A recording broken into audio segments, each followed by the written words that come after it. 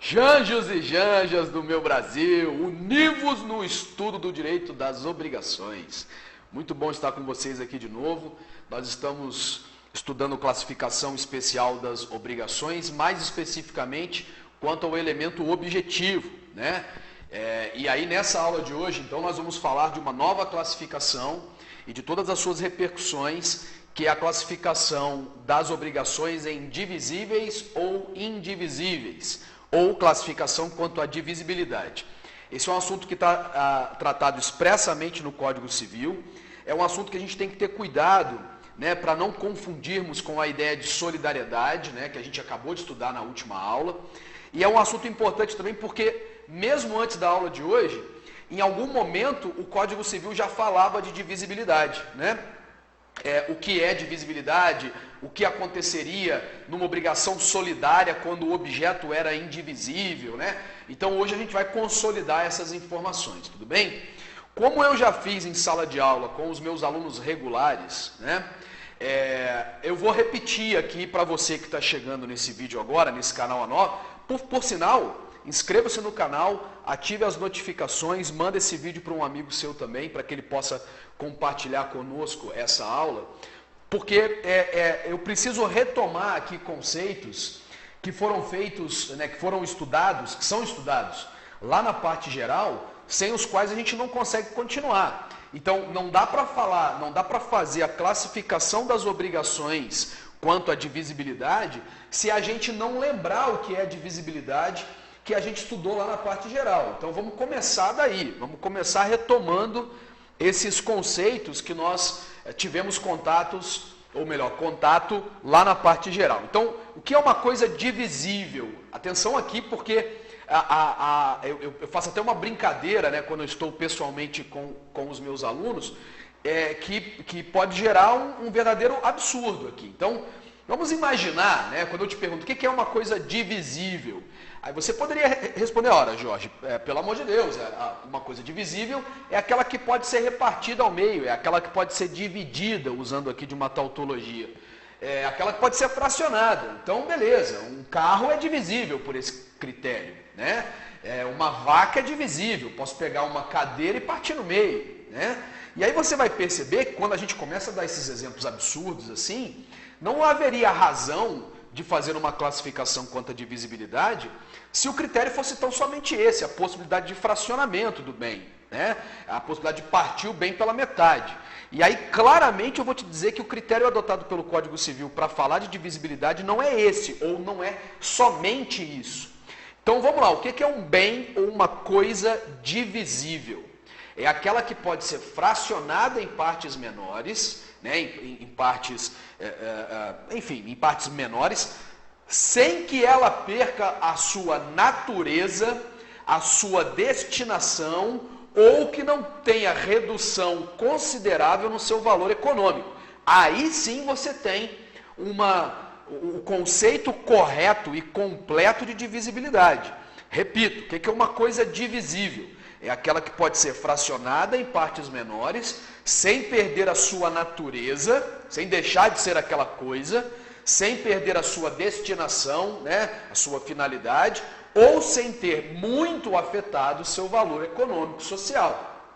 Então vejam só, um carro não é divisível por isso. Se você pegar uma motosserra e partir um carro no meio, ele vai deixar de ser carro, né? Se você pegar uma vaca e dela extrair a picanha, a maminha, a fraldinha, ela deixou de ser vaca, passou a ser carne, né? Se você pega, entretanto, de uma outra via, se eu pego 1 litro de gasolina, eu posso fracioná-lo em 5 partes de 200 ml, sem que ela deixe de ser gasolina, sem que ela perca o seu valor econômico, sem que ela perca a sua destinação, a sua finalidade, perceberam? Então, divisível são os bens que podem ser fracionados em partes menores, basicamente sem perder a sua natureza. E aí, se esse é o conceito de coisa divisível, esse será também o conceito de obrigações divisíveis se nós estamos, por óbvio, fazendo a classificação segundo ou a partir do critério objetivo, ou seja, olhando para o objeto da prestação. E aí como é que vai ficar o conceito, para você que está anotando aí no seu caderno, como é que vai ficar o conceito de obrigação divisível e obrigação indivisível? A obrigação é divisível quando o seu cumprimento permite que ela seja realizado em partes fracionadas, ou aos poucos, ou fracionadamente. Enquanto uma obrigação é indivisível quando o seu objeto só permite, em virtude da sua natureza, da sua destinação, do seu valor econômico, seu objeto só permite que o cumprimento dessa obrigação seja feito de uma só vez. Então pronto, essa é a classificação de obrigação divisível e obrigação indivisível, segundo o conceito lá da parte geral de coisa divisível, de bem divisível e bem indivisível. Todos estão comigo? Muito tranquilo, não tem grandes dificuldades aqui no momento de você compreender esse conceito. Então, para que a gente consolide esse conceito doutrinário e didático que eu te apresentei agora, a gente vai lá para o Código Civil, para a gente ler os artigos 257 e 258 do Código Civil. Eu peço, por favor, que você já deixe aí o Vadimeco aberto, porque daqui a pouco a gente vai ter que falar, também lembrando lá da parte geral do Código Civil, a gente vai ter que falar das espécies de indivisibilidade, porque há detalhes que são importantes aqui, tá? Que muitas vezes, pela minha experiência em sala de aula, quando, modéstia totalmente à parte, quando o aluno não é meu aluno na parte geral, nós temos, nós temos alguns problemas nessa base aqui. Nós não temos uma base muito sólida da teoria geral lá da parte geral. Então a gente vai retomar alguns assuntos lá que são importantes, são detalhes que o Código Civil prevê, mas que são importantes também. Bora lá, 257 do Código Civil, eu te dei tempo aí enquanto eu falava para abrir o código. Vamos ler o 257, eu peço licença para vocês. Diz ele lá assim, havendo mais de um devedor ou mais de um credor em obrigação divisível, esta presume-se dividida em tantas obrigações iguais e distintas quantos os credores ou devedores. Atenção, o efeito da obrigação divisível, no caput do 257, é o mesmo efeito da solidariedade passiva ou ativa. O detalhe é que o código vai dizer que há, portanto, multiplicidade de objetos, porque eles são fracionáveis. Olha o que ele diz lá no final, presume-se dividida em tantas obrigações iguais e distintas quantos os credores ou devedores. Professor, qual é a diferença então de uma obrigação solidária para uma obrigação divisível? A diferença é que na obrigação solidária nós temos único objeto e múltiplas relações. Único objeto, único e multiplicidade de relações. Na obrigação divisível eu tenho multiplicidade de objetos e multiplicidade de relações jurídicas. Vejam novamente o código. Tantas obrigações iguais e distintas. Pessoal, o objeto mais fracionável de todos é o dinheiro. Mas vamos dar o exemplo com a soja. Imagine, portanto, que um credor adquire 10 sacas de soja de 2 ou 5, 10 sacas de soja de 5 devedores ao mesmo tempo. Sacas de soja são absolutamente divisíveis. Segundo o 257 do Código Civil, salvo disposição em contrário, isso você já se acostumou comigo, salvo disposição em contrário das partes, cada devedor deste tem uma relação jurídica específica com o credor. Lembrando que solidariedade não decorre da lei, ou melhor, vamos repetir, a solidariedade não se presume.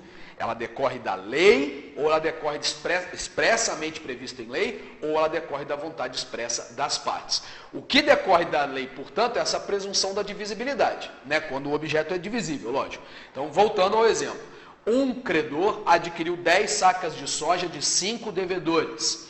sem nenhuma disposição expressa que haveria entre eles solidariedade.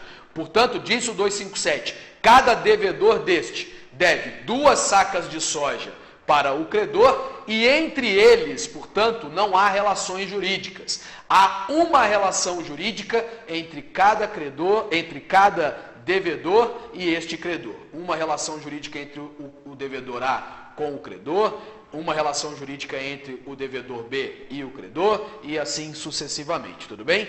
Presume-se dividida em tantas obrigações iguais e distintas quantos os credores ou devedores. Eu creio que eu tenha sido claro, né? Até porque a redação do 257 é muito clara também, tudo bem? Multiplicidade de relações e multiplicidade de objetos, fechou? Olha o 258 falando de indivisíveis, obrigações indivisíveis, ó.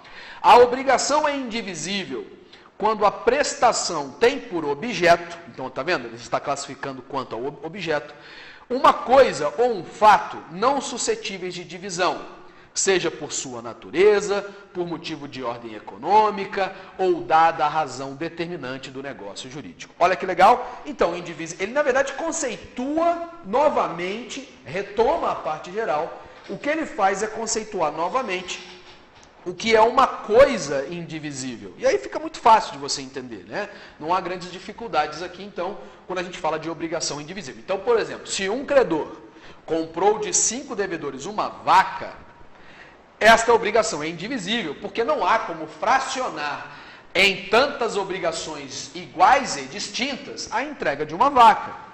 Se um credor comprou de 5 devedores uma fazenda ou um terreno, né? Pela natureza do objeto, pelo menos à primeira vista, essa obrigação não pode ser cumprida fracionadamente. Todos estão comigo?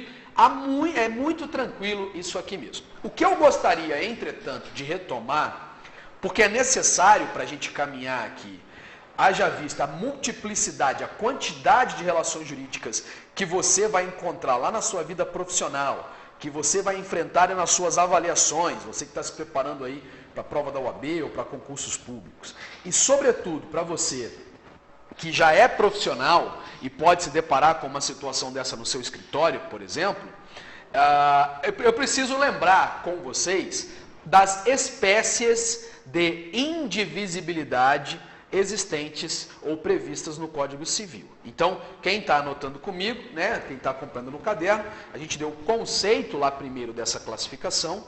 Os conceitos estão previstos no 257 e 258. Conceito de obrigação divisível, conceito de obrigação indivisível. Letra B, né, o segundo tópico, seria então espécies de indivisibilidade. Então, acompanhe aí comigo. Primeiro, a primeira espécie de indivisibilidade é a indivisibilidade natural.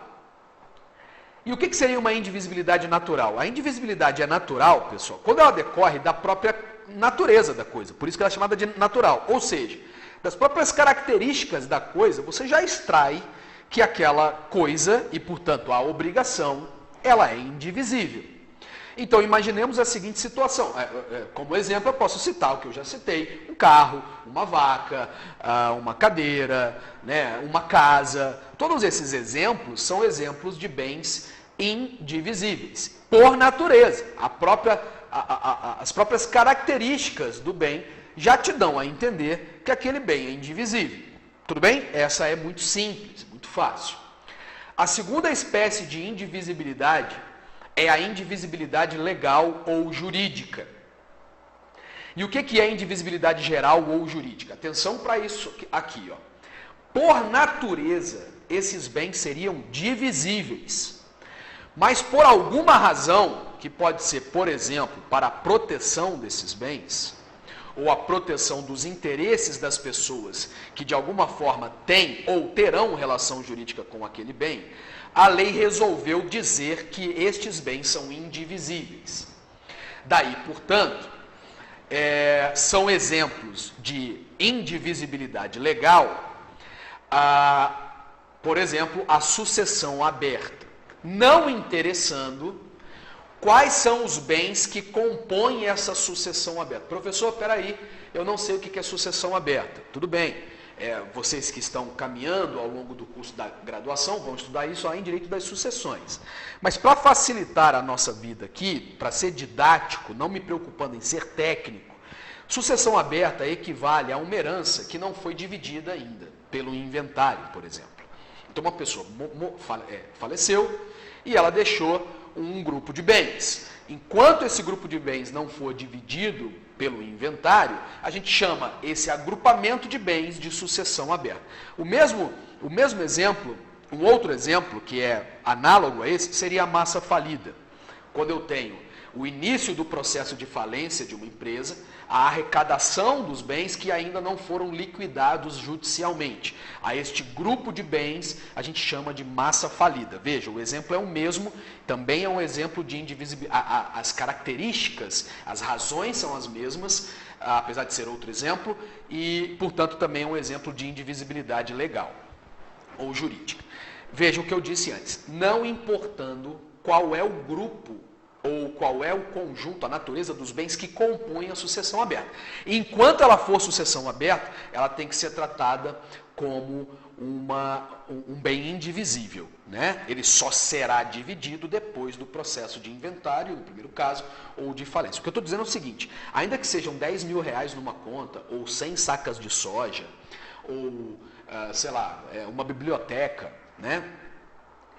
Esses bens que compõem a massa falida ou a sucessão aberta têm que ser tratadas como um grupo indivisível, tudo bem? Veja, é a lei que impõe. Um outro excelente exemplo seriam os módulos urbanos ou rurais. O que são módulos urbanos ou rurais? É a menor fração que a lei, e aí qual seria essa lei? Ora, geralmente o Código de Postura do município ou o Estatuto da Terra, né? É a menor fração que um terreno, um imóvel no sentido de terreno, fazenda, chácara, sítio, etc., né? Mas é a menor fração que um terreno, vamos pensar no módulo urbano, pode ter de forma legal. Legalmente ele pode ser fracionado até aquela menor fração. Então vamos imaginar a seguinte situação, eu tenho um terreno de 200 metros quadrados. Por natureza, seria possível passar um muro no meio desse terreno e fracioná-lo em 2 de 100? Seria perfeitamente possível. Entretanto, o Código de Postura do município em que esse terreno está localizado, a lei municipal diz que a menor fração de um imóvel naquele município é de 200 metros quadrados. Veja, a lei vem e diz, este terreno não pode ser fracionado em partes menores, tornando aquele bem indivisível por força de lei, portanto, uma indivisibilidade legal ou jurídica. Todos estão comigo? E aí, portanto, vamos voltar para o direito das obrigações. Imaginando a compra e venda desse terreno, esse terreno que é detido, ele é de propriedade de 5 pessoas, ou mesmo de 2, esse terreno tem que ser tratado como um bem indivisível. Tá vendo? Porque ele já está na menor fração que a lei municipal permite, e aí, portanto, caímos na regra do 258. Legal? Para você não achar que a gente está fazendo essa classificação só para saber. A classificação não. É porque ela tem repercussão direta aqui no direito das obrigações. Mas, e aí, a terceira e última espécie de indivisibilidade é a indivisibilidade chamada de indivisibilidade convencional. O que é a indivisibilidade convencional? É aquela que não decorre da natureza do objeto. É aquela que não decorre de força da lei.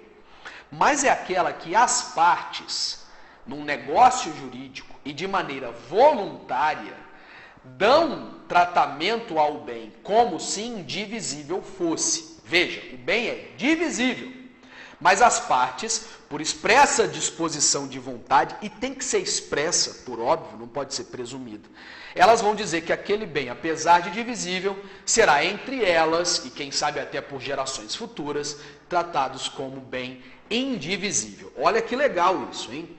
Então seria o seguinte exemplo, eu sou o doador, eu estou fazendo uma doação de uma fazenda para 3 pessoas, né? Vamos imaginar que sejam filhos meus.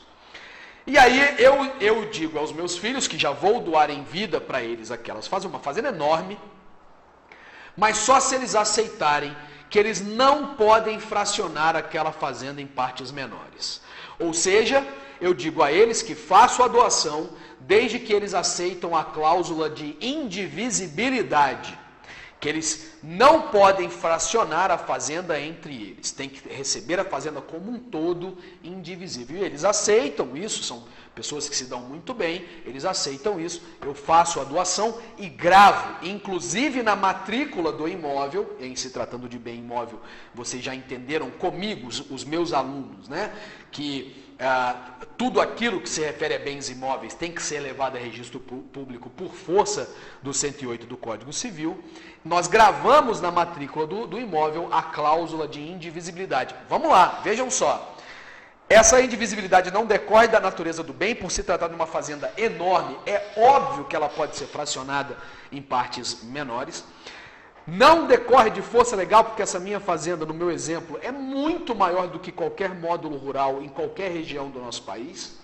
E ela decorre, portanto, da expressa disposição de vontade das partes, fazendo com que essa indivisibilidade seja uma indivisibilidade convencional. Muito tranquilo, né? Então, muito além, me perdoem, muito além do que a indivisibilidade decorrente da própria natureza do bem, eu te apresentei duas outras. Aquela que decorre da força, da imposição da lei, ou aquela que decorre da disposição, né, da expressa disposição de vontade entre as partes. Veja, o 258 está se referindo a todas essas espécies de indivisibilidade. Não interessa de onde vem a indivisibilidade, o 258 se aplica. Legal? Agora, veja o efeito, porque na verdade o 258 fala do conceito, ele só nos apresenta o conceito de indivisibilidade. O efeito de uma obrigação indivisível está no 259. E aí, portanto, eu quero que vocês se atentem para a redação do 259, porque de novo a gente vai considerar, vai comparar com a solidariedade passiva. Bora lá. 259.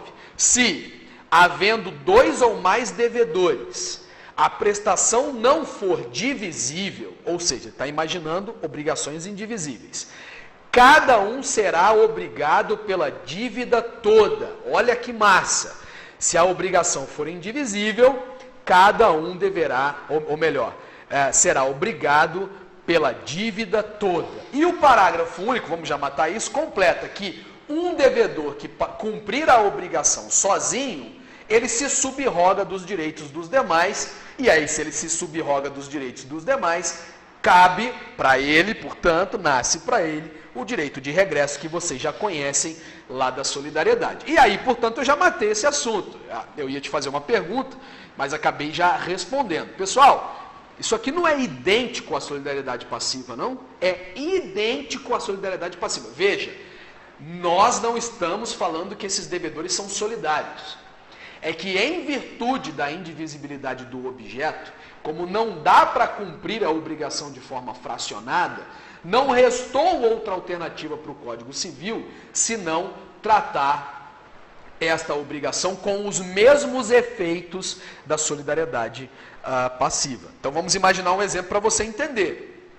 Eu e mais 4 pessoas somos condôminos, coproprietários de uma vaca campeã. A vaca vale R$500 mil. E nós resolvemos vender essa vaca para um credor, seja lá qual for a pessoa. Estabelecemos o contrato e dissemos que no dia, no dia 10 de janeiro essa vaca será entregue, né? Seja qual for o motivo, a gente marcou a entrega para o ano que vem. E essa vaca, ela, por um combinado entre nós, ela fica cada mês, cada época do ano, na fazenda de um ou de outro desses 5 donos. E aí, no momento da entrega, essa vaca está comigo.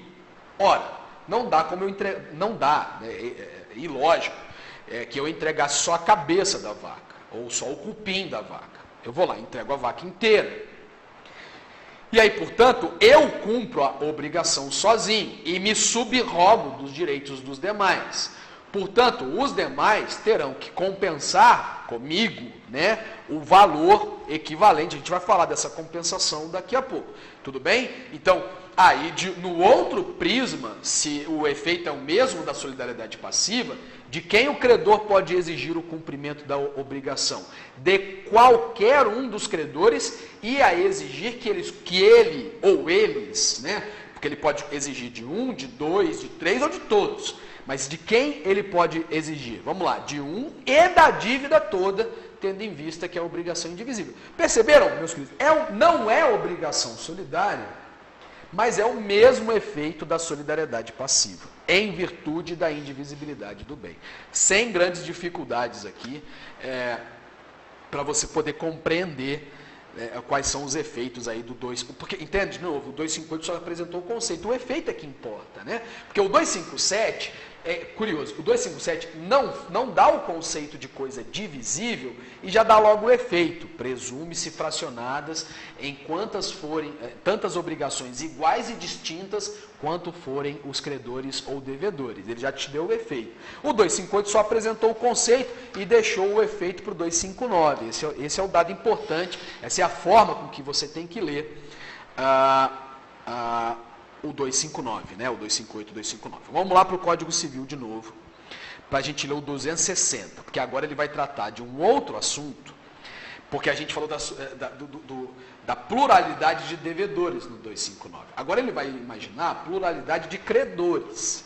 Veja que os efeitos não serão os mesmos da solidariedade ativa, tá? Em comparação. Bora lá, 260. Ó, se a pluralidade for de credores, poderá cada um destes exigir a dívida inteira. Até aqui legal. Mas o devedor ou devedores se desobrigarão pagando a todos conjuntamente, viu? É diferente agora. Tá? Daqui a pouco eu destaco isso. 2, a dando este caução de ratificação dos outros credores. Opa!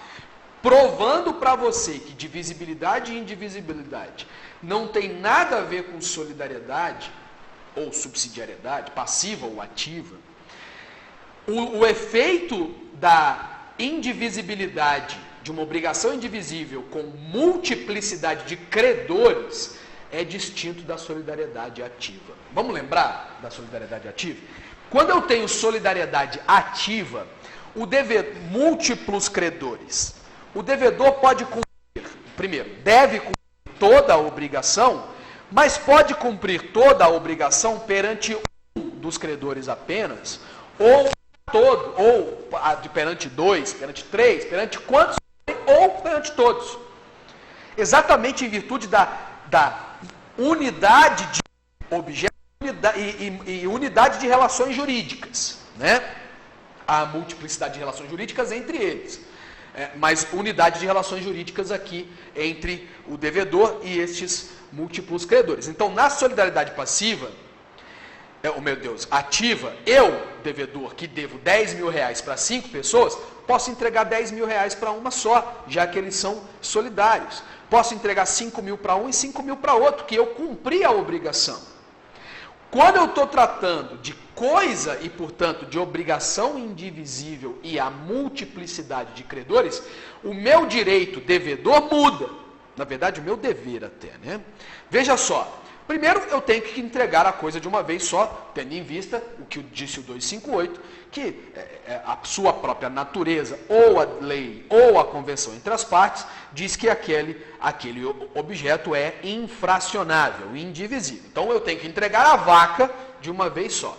Só que quem comprou a vaca de mim foram 5 pessoas, sem que haja disposição de vontades, que são eles solidários entre si. Vejam o que o Código Civil falou. Eu, devedor, só vou me desobrigar, ou seja, só se considerará cumprida a obrigação se eu tomar uma de duas atitudes possíveis, e só as duas. Primeiro, reúno todo mundo e entrego a vaca para todos ao mesmo tempo. Viu a diferença da solidariedade ativa? Mudou completamente. Então a primeira opção é, pessoal, a entrega vai ser dia 10 de fevereiro. Eu quero todos vocês na fazenda Y, porque é o momento em que eu vou entregar a vaca, para os 5 ao mesmo tempo. Se um faltar, eu não entrego a vaca. Tudo bem? Ou 2, disse o código, posso até eu, devedor, entregar para um deles, desde que eu receba deste um que está recebendo, a ratificação de todos os demais credores. Pessoal, olha só, o que é essa história de ratificação? Documento escrito e assinado por todos os demais credores, de que a entrega pode ser feita somente àquele. Professor, mas isso não está escrito no Código Civil. Por que o senhor está falando que tem que ser documento escrito? Para que haja ratificação. Me perdoe. Para que haja ratificação. Para que haja prova da ratificação. Ah, mas o senhor mesmo defende o princípio do informalismo? Defendo mesmo. Poderia, né, não há nenhuma proibição no Código de que essa ratificação fosse verbal. Né? O 2 não diz que ela tem que ser por escrito. Qual o problema? O problema é a prova disso mais tarde. Né? Eu não digo que tem que ser documento físico, né? Poderia ser, por exemplo, um e-mail. Isso todos vocês que já me conhecem, têm aula comigo, sabem disso. Documento também pode ser um e-mail, pode ser uma mensagem de WhatsApp. Por exemplo, imagine que eu crio um grupo do WhatsApp e aí eu digo, pessoal, chegou o dia da entrega da vaca, onde nós vamos nos encontrar todos nós para eu entregar a vaca para vocês. E aí, são 5 credores. 4 deles mandam uma mensagem no WhatsApp dizendo, não, a gente combinou que é o Zé que vai receber lá na fazenda dele. Pode entregar para ele, chega a primeira mensagem. O outro, é isso mesmo, eu confirmo que a gente combinou que é o Zé. Ora, eles estão me dando a ratificação, mas assim, ela tem que ser expressa, é isso que eu quero dizer. Há um problema na ratificação verbal, em virtude da prova, por isso que eu vou dizer em documento, tudo bem? Então, vamos lá, repito, qual é a opção? Totalmente diferente da solidariedade ativa, aqui o devedor tem uma de 2 opções apenas, ou entrega para todos ao mesmo tempo, ou entrega para um, recebendo ratificação dos demais, ratificação expressa dos demais. Fechou? Tá vendo? Não tem nada a ver com solidariedade. Quando a multiplicidade era de devedores, por uma questão lógica, o Código Civil escolheu o mesmo efeito da solidariedade passiva, tá? Por uma questão de lógica jurídica. Já aqui na multiplicidade de credores e bem indivisível, ele deu outro efeito completamente diferente, tá? Sem grandes dificuldades, muito tranquilo. Vamos avançar na leitura do código, porque agora a gente vai falar então da questão do regresso. Como é que fica aí o regresso no 261 e no 262. Então vamos lá, ó. 261. Se um dos credores receber a prestação por inteiro, a cada um dos outros assistirá o direito de exigir dele em dinheiro a parte que lhe cabia no total. A cada um dos outros assistirá o direito de exigir dele em dinheiro a parte que lhe cabia no total. Então, você vai me dizer assim, Jorge, isso aqui é a ação de regresso? Eu vou dizer para você assim, é o mesmo efeito da ação de regresso. Então vamos imaginar novamente esse exemplo da vaca. Vamos continuar aqui na vaca. Vamos imaginar que fosse uma vaca de corte. Então, 5 pessoas compraram de mim uma vaca de corte, uma vaca premium de corte. Né? Eu não entendo nada de vaca. E aí eu entrego a vaca somente a um deles com a ratificação dos demais, né? Óbvio. E este, por inteiro, recebe a vaca e dá destinação. É porque o código está imaginando que houve destinação a ela. Né? Porque se esse cara está com a vaca, aí, enfim, a prestação ainda é possível fracionar. Não vou dizer fracionar, mas a prestação ainda é aproveitável entre eles. Então vamos lá, ele recebeu a vaca e ele mandou a vaca para o abatedor. Então a vaca, né, foi abatida, né, dela se extraiu as suas carnes que são assim caríssimas, e este credor deu destinação às carnes também. Esse credor vendeu as carnes. Ou seja, toda a prestação foi aproveitada por um credor apenas. Lembre-se, havia ratificação dos demais. O que o código está dizendo? Mesmo com a ratificação dos demais, os demais continuam tendo direito de exigir a sua cota parte desta prestação. Ora, só que ela é indivisível.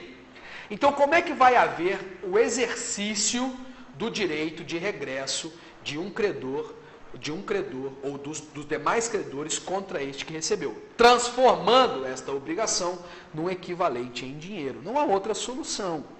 é a mesma solução das perdas e danos, né? Não é perda e dano, nós não estamos falando de perdas e danos aqui, né? Mas a solução é análoga. A gente só vai conseguir fazer o fracionamento desta obrigação indivisível se a gente trouxer a obrigação indivisível para um equivalente em dinheiro. Se esse credor recebeu a vaca e essa vaca está ficando só lá na sua fazenda, sem alguma forma de aproveitamento dos demais, vamos converter isso aqui em dinheiro e fazer o fracionamento. Não tem grandes dificuldades aqui, né, pessoal? Tudo bem?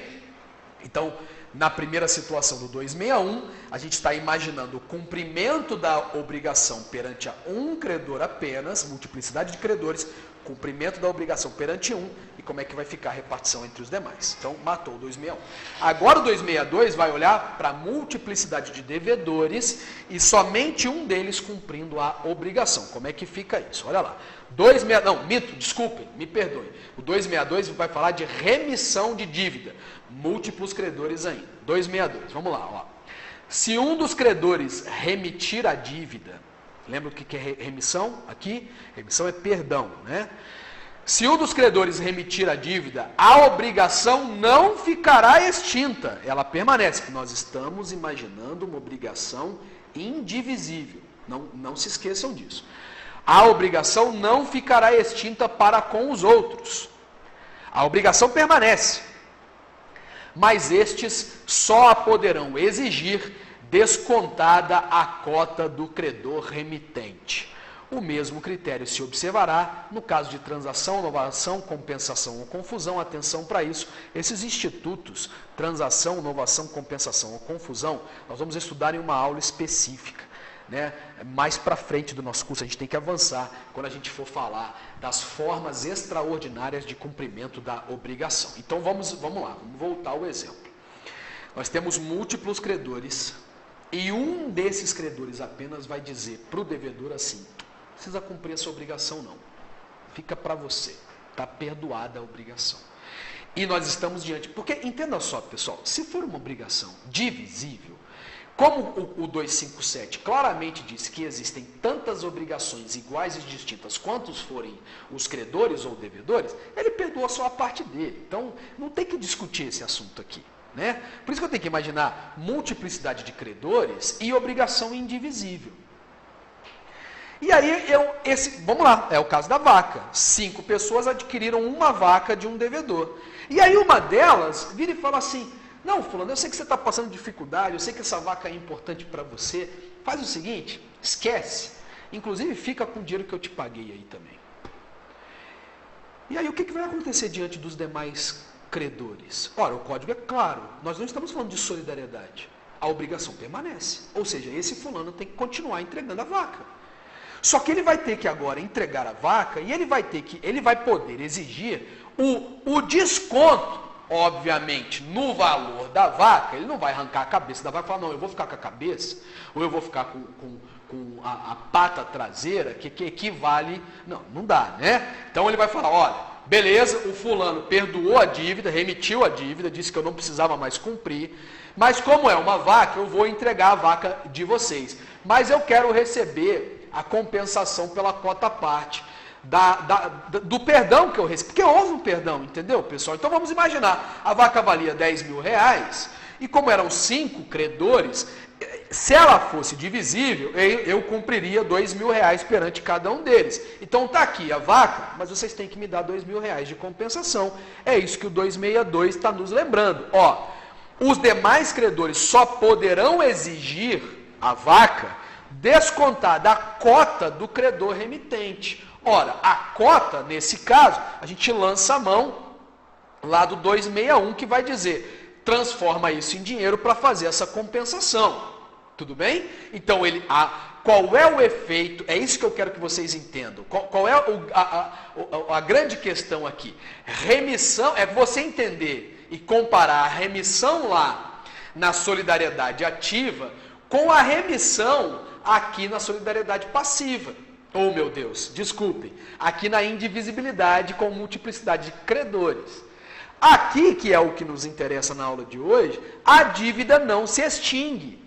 E não se extinguindo a dívida, ela tem que ser cumprida, entretanto, perdoando as demais. Lá, como há uma unidade de prestação e uma unidade de relação jurídica entre os credores e o devedor, lá, havendo a remissão da dívida, imaginando um devedor apenas, há o perdão completo da dívida. E este credor que remitiu a dívida é que responderá aos demais pelas suas cotas partes. Você viu a diferença? É completo. Lá, o efeito da remissão é o perdão da dívida, é a extinção da obrigação. Aqui, a obrigação permanece, entretanto, descontada a cota parte daquele credor remitente. Foi claro, estou imaginando um devedor apenas, hein? Então, beleza, matamos esse assunto no 262. E aí chegamos, finalmente, no 263, que traz para nós aqui uma certa complicação. Na verdade, eu acredito que essa complicação é uma complicação mais doutrinária do que outra coisa, tá? Porque, para mim, o código é claro quando ele vai falar aqui em perdão, tudo bem? Isso aqui é muito tranquilo. Ó, vamos ler o 263 para a gente discutir. Primeiro ele vai falar das perdas e danos, né?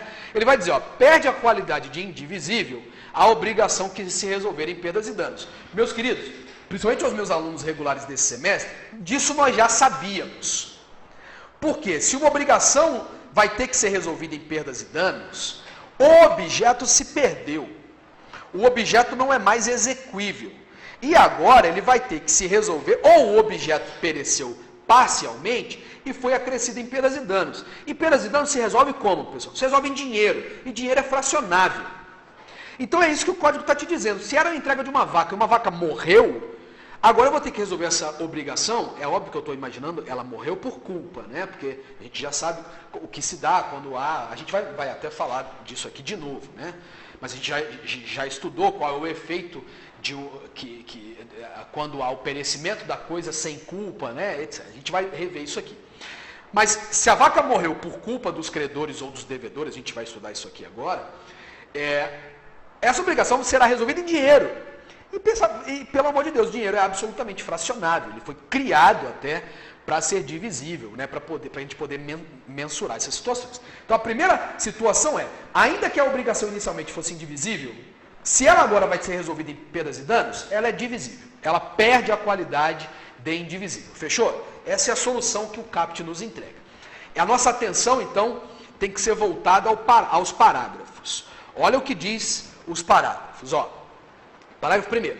Se, para o efeito do disposto neste artigo, houver culpa de todos os devedores, responderão todos por partes iguais. Ora, óbvio, se a obrigação se torna divisível, a gente recai lá na regra do CAPT do 257, né, pessoal? Sinceramente, o parágrafo 1º era dispensável.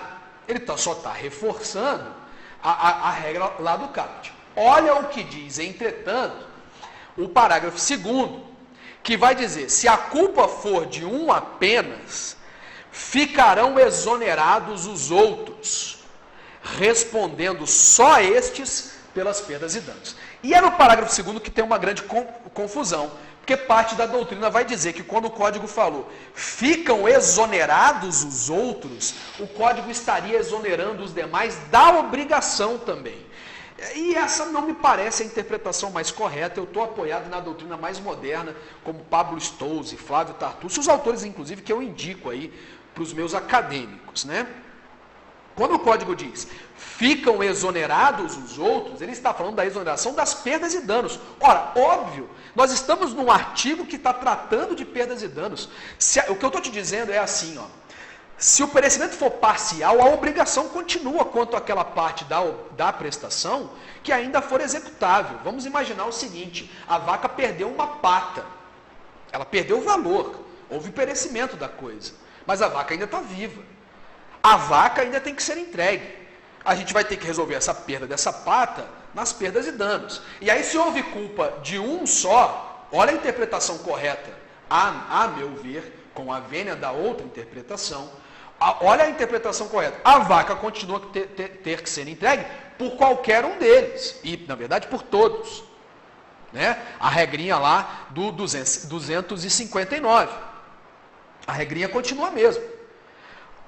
O que gerou a perda da pata da vaca, o que foi negligente e deixou a vaca perder a pata, não trancou a vaca no curral à noite e uma onça comeu a pata da vaca, só esse aqui vai responder pelas perdas e danos.